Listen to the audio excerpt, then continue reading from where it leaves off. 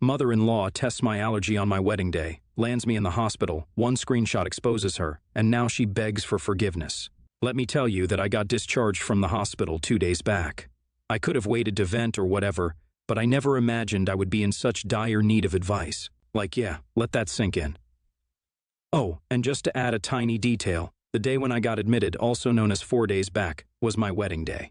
I'm all right now, but the cause of all this issue is my mother-in-law, and I feel drained after taking so many biased suggestions from all my friends and family. I'll be writing anonymously. Let's start from the beginning. So, I'm allergic to soy. Nothing huge, right? Hopefully, many of you know someone who is allergic to soy, like, it's common. But this simple piece of information wasn't enough for my mother-in-law, this woman.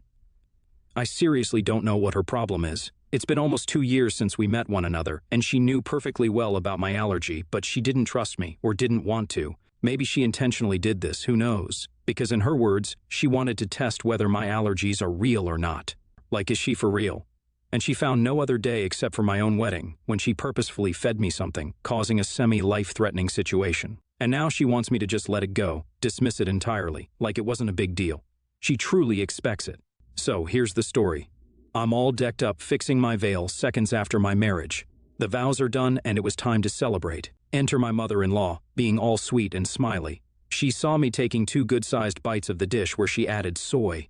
She knew and just watched. I was hungry as I hadn't had anything from the morning out of anxiety, and I don't even remember anything after that.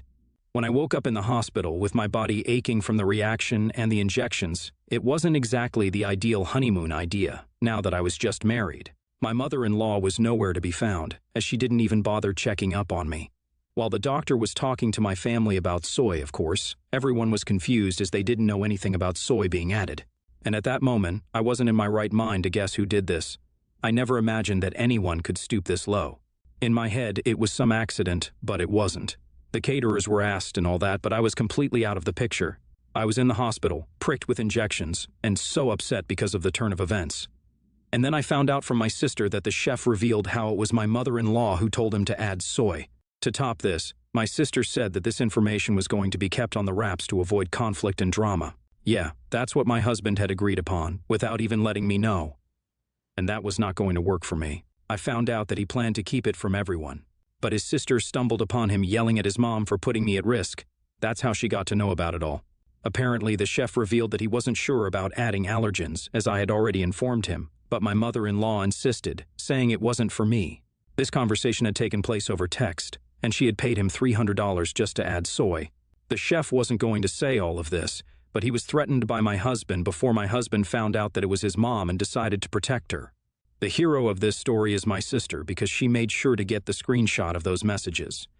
I was not going to take a drastic step before, but after what my husband did, it was over. So this man came to me while I was still hospitalized and asked me to keep this on the wraps. He knew that my sister would tell me, so he wanted me to understand, as his mom was a part of the family. I know my husband so well. After dating for all those years, it was clear that he wouldn't really stand up to his mom. He couldn't take a stand for himself, let alone for me. Out of love, I would normally ignore these red flags. But enough was enough.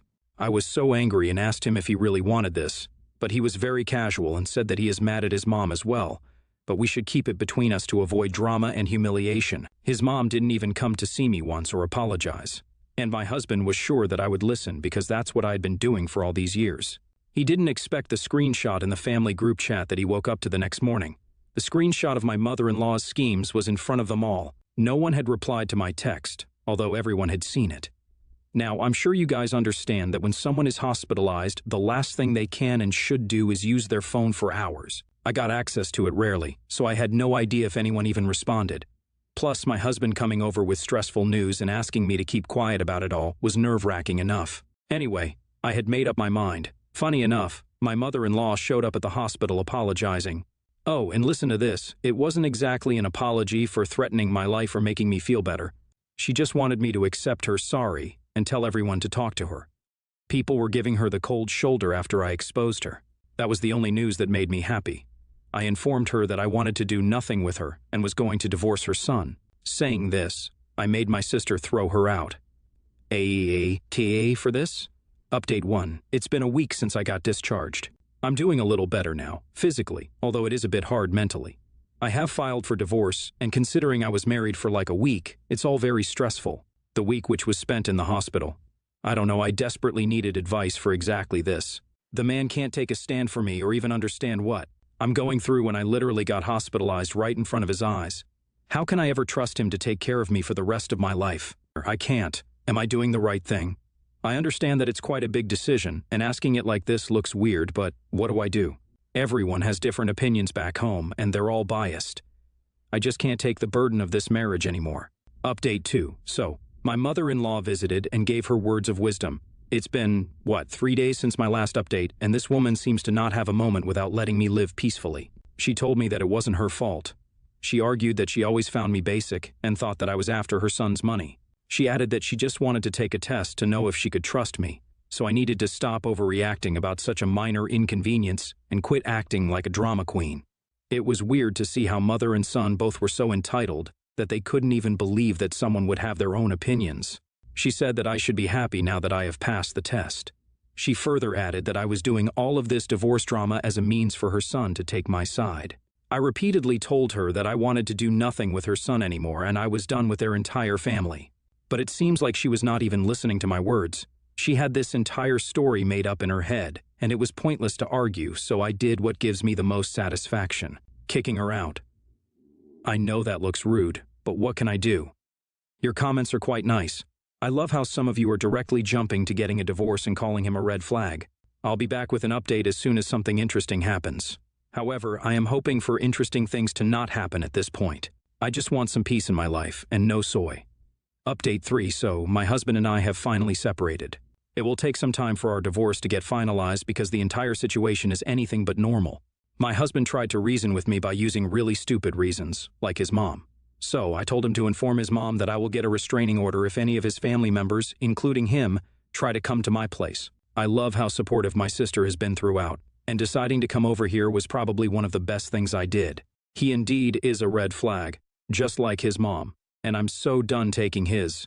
I don't know what will happen to me in the future or if I will ever find love, but I do know that it is better to be single than to be in such a toxic household. I guess we're done here for now. Thanks, guys. NTA and girl, you're telling me that this dude has the audacity to tell you to shut up while you are lying in a hospital bed? Major red flag alert. Run. I mean, just get well as soon as possible and divorce him away. Now, I know some people might come at me by saying that divorce is a big decision and all that.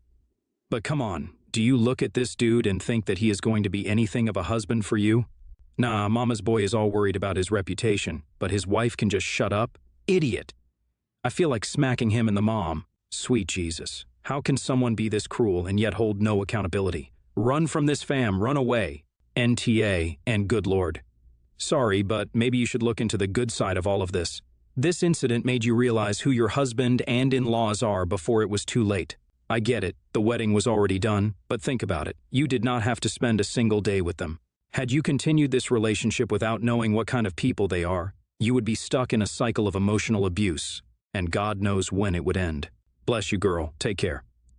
Next story, my mom has a friend, we'll call her Mary, about my mom's age, that visited us every few months or so for about 10 years. She's a nice woman and is very conversational, but since I was a young girl, I was never fond of her. I remember she always had something to say about my appearance. Never anything bad or insulting, but the comments didn't make me feel good either. When I was about 11, 12, when I was developing breasts, we were all at the table eating. I stood up to grab something, and Maria exclaimed, "Dangerous 7,950. You're getting boobs." Everyone laughed except me. I remember that I was stunned, embarrassed, and didn't know what to do, so I went to my room and cried, not eating dinner. My mom came up later on and defended her, saying, "Honey, she's just jealous, don't let it get to you." I did eventually, it still was humiliating. The comments were primarily about my hair though. For reference, I have curly hair, about a 3C pattern. This was around the time that there wasn't much information about curly hair, so not only did I not know how to care for it, I was ashamed of it and always complained that I wanted it straight. It took me a long time, kindergarten to senior year of high school, to grow to love my hair now and properly care for it.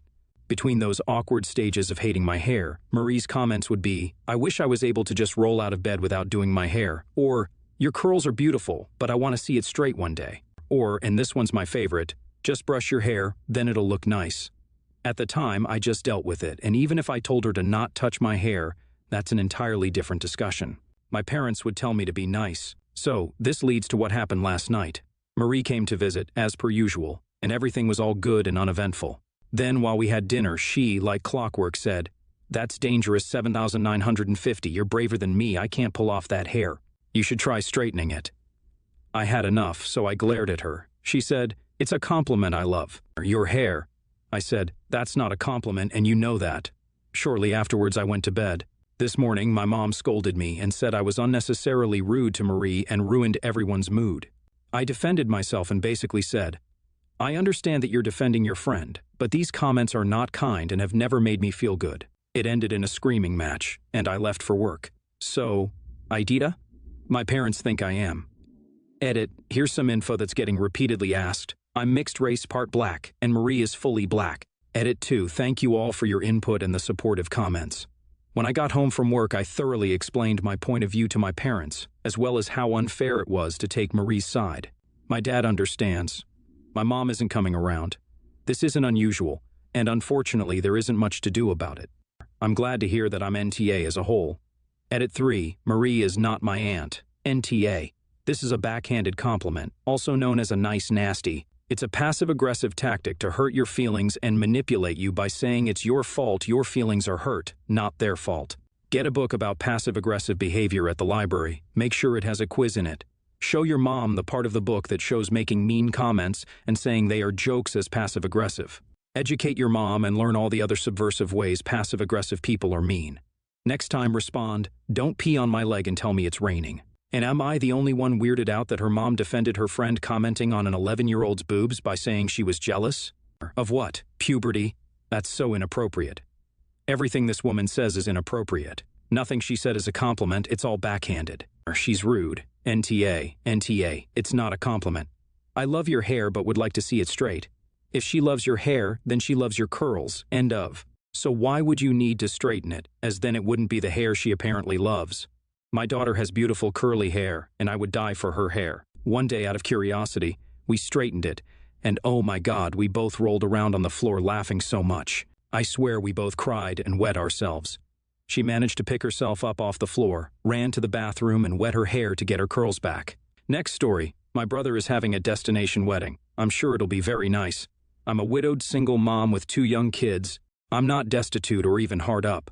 My husband had insurance. We live in a paid-off house, and we have investments that provide me with an excellent amount of backstop to my salary. I would rather be in debt up to my eyes and be in his arms every night, trust me. The wedding will cost about $2,200 for a week. It is a very good resort. I RSVP'd no. Maybe if it was in the summer I would consider it a vacation, but I would need to take time off. School. My in-laws are retired, and they love watching the kids, but they are elderly. My husband was a little older than me, and my kids had a lot to take for a week. If I take the kids out of school and bring them to the wedding, then it will cost $5,500, since it would be sharing a room. That would put a massive dent in our budget. I know that my parents are still working to save for retirement, so this will be expensive for them. My brother called me right away to ask why I wasn't coming. I said I really wanted to come, but I just couldn't justify it. He said that I have lots of money in the bank. That's not really any of his business, and if God forbid something happens to me, my kids are going to need that money. I'm not going to blow a chunk of it on a wedding. He is upset that I won't be coming. He kept pushing until I finally admitted that I just didn't think it was the best use of my money. Then I said something I probably should not have.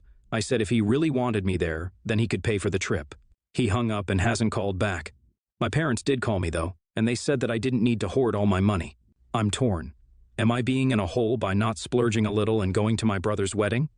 Am I in a hole for basically telling him he has to pay me to go? I can see his point of view, but I have a lot of other things I need to consider. I thought maybe an outside perspective would tell me if I'm being a edit before everyone jumps on my brother. He came to my destination wedding, but it wasn't as expensive, and he stayed in the same room as my parents, and my husband paid for everyone in our family that we invited. Opinion 1, NTA. It's a destination wedding. Those who have them know that they aren't going to have as many attendees than if they had a local wedding. It's just part of the deal. Not everyone can afford a $3,000 trip to attend a wedding. Your brother is the a-hole for continuing to bother you about it after you said no. My sister is also having a destination wedding this year. My husband and I just got married at the end of last year and couldn't afford to spend $5,000 on going to her wedding, immediately after hours. My mom really wanted us to attend, so she offered to foot the bill. Asking someone else to foot the bill crosses over into a whole territory. NTA. The insurance money and investment profits are all the financial support you have for the rest of your life from your husband. That $5,000 could go a lot further if you held it for your own retirement or the needs of the kids in the future. It is fine for him to have this wedding in whatever fashion he likes, but his a-hole move is thinking having money in the bank means you can spend it how he sees fit, without thinking about how careful you should be. It's so disrespectful to comment on that. I'm sorry for your loss, the grief is unimaginable, I'm sure. I don't think it would be wrong to go and be celebratory and carefree with your kids if you wanted to go, even if they miss school. But it's only a choice you can make when you think through all your own plans and scenarios without money might be necessary. Next story, my best friend 27 female and I 26 female have been friends for 20 years. Let's call her Lisa. Lisa is an amazing person and I love her to death, but I feel as though she isn't growing. She's stuck in her partying phase that I got over years ago. I have a full-time job, I'm planning a wedding, and I'm in the process of buying a house. I don't always have the time to go out. Don't get me wrong, I don't mind going to parties, clubs, and bars every once in a while, but Lisa wants to go every weekend, and sometimes on weekdays. She gets upset at me if I say no and complains about how I'm boring and never hang out with her anymore. She calls me old, saying that I'm a 60-year-old stuck in a 20s body. My fiance's birthday was yesterday. I planned a cabin trip with a group of friends and invited her. Since last night was his actual birthday, we had quite a bit to drink. It was a really great time. However, today we all woke up hungover. We decided tonight we would just have a more laid-back night and just play some board games. She suggested we drive into town and go bar hopping. A few people said they would go with her, but my fiancé and I told her that we would probably just hang back because we were still recovering from the night before. She then called me boring. Call me boring, that really ticked me off, but I let it go. However, just a little while ago, she and a few friends were pre-gaming to go out and asked if I wanted to take a shot with them. I told her no because I still wasn't feeling well and didn't want to drink tonight. She kept pushing it, so I told her to stop and just respect that I was telling her no. She then went on about how ever since I got engaged, I started acting like I was so much better than her and how I'm no fun anymore. I finally had enough and told her that she needed to grow up. We are not 21 anymore. I do not have the time or energy to go out all the time to get drunk. I'm working towards my future and my goals, and she needs to start getting her act together too.